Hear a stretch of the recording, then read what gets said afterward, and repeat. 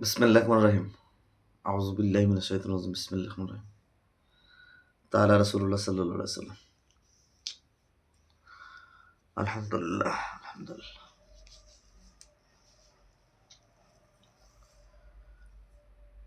শুনেন, একটা হাদিস থেকে একটা কথা বলতে চাই।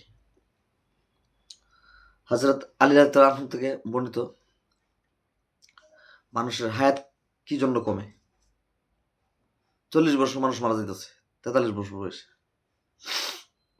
35, 38, 39, 50 যেতে পারে না।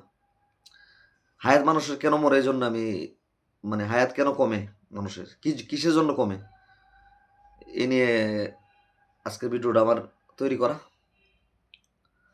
যারা শিরিক করে, এক নাম্বার শিরিক করা।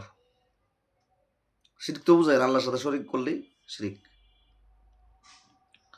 নাম্বার 2, মা বাবার সাথে খারাপ আচরণ করে এবং মা বাবার অবাধ্য হওয়া।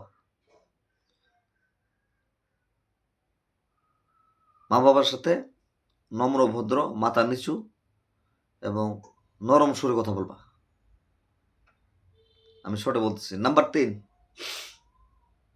যারা মিথ্যা সাক্ষী দেয়।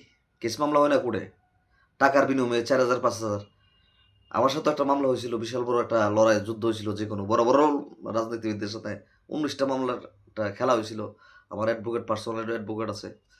ও ওনা হয়তো আমার ভিডিওটা দেখতেছে, ওনা জানে আমার ফাইলটা 5 কেজি হবো। আমার ফাইলটা এতগুলো মামলা দিয়েছিল, আমার কিচ্ছু করতে পারে নাই। আর মিথ্যা মামলা ঠিক না, মিথ্যা সাক্ষী দেওয়া।